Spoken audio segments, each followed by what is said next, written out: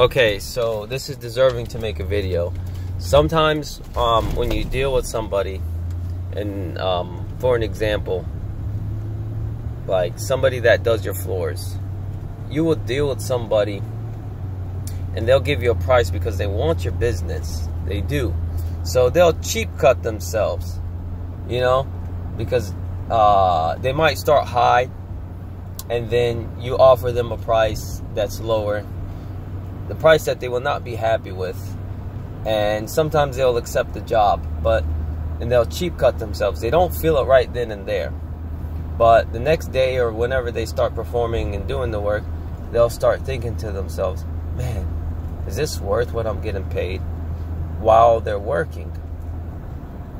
And especially if the job takes 10 days, 11 days, 12 days, or if a job takes more than a short period of time, that's going to give them more time to think about it too. So these type of people, they might agree because they don't want to lose the business, you know, they don't want to lose the business, and then they'll go ahead and say yes, they'll come to agreement. But when they start working, you'll notice that things will start changing. They'll start coming to their senses. They'll start saying, nah man, this is too cheap, I'm doing too much, you know, this is not worth what I'm getting paid. And that could lead to them quitting in the middle of the job, or maybe they might ask you for half of the payment or most of the payment, and then you pay them thinking that they're going to finish, and they'll just take their stuff and leave. This is not a right practice. I mean, I don't agree with it. You know, whoever commits to take the job, they should know that what they're getting themselves into. You know, if that's what they do, they should know what they're getting themselves into. So technically, the people that commit to the job are wrong. They should deny the job. They should not commit to a job without being satisfied or content with the pay. So this is something wrong with people that work for you. But what I've noticed is people that work for you are not perfect, and they're nowhere near perfect. You know, so as far as business manners, not perfect in business manners. You know, business manners is when you say you're going to do it, you do it for this price, and that's it. Yeah, they're not perfect in business, in conducting business and having business manners. So, you know, that's just a little piece of advice.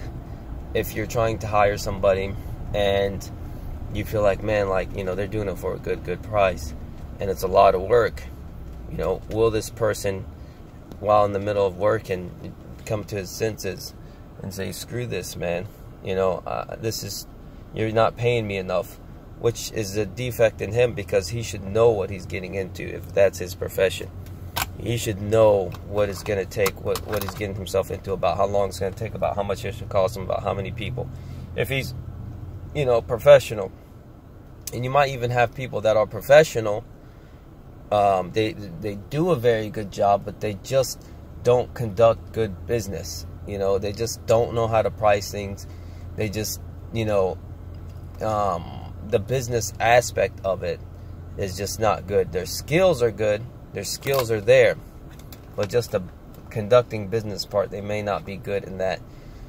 So, if somebody offers to do, or if you looking for a job, somebody gives you their offer, think in the back of your mind, you know, am I paying this guy good, or am I gypping this guy? And if I am gypping this guy, is this the type of guy that would quit, you know, while in the middle of work, and he's gonna think that, oh, this is too much work and too less pay? Is he just gonna get up and quit? Because, you know, I've been through that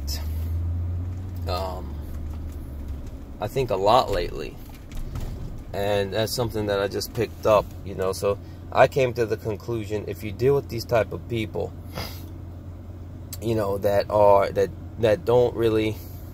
not established as well as a reputable company, but they give you a lower price, maybe a super low price, just remember that, hey, you know, they might quit in the middle of it. They might come to their senses and just quit on me, and then put me in a bigger or worse situation. So just think about that, and that might actually have you hire the right person from the beginning, which if I could go back, I would definitely do some changes. Because when you hire the right person, yes, it might end up costing you a little bit more, but in my eyes it doesn't, because the time that they would get it done, the amount of stress that you would save, the amount of time and energy that you would have to commit less time, less energy, less of your attention. You know, your attention is money. You know, money is not just a current, paper. Money is attention. When somebody pays you to do something, they're paying you for your attention. So when you have to keep attention, that's costing you. It's costing your attention. So, it's not just about the dollars, how many dollars it costs you. There's a lot of other things that play important factors, and that actually might make you choose the right person from the beginning. But choosing a person and going through this stuff, you learn. I mean,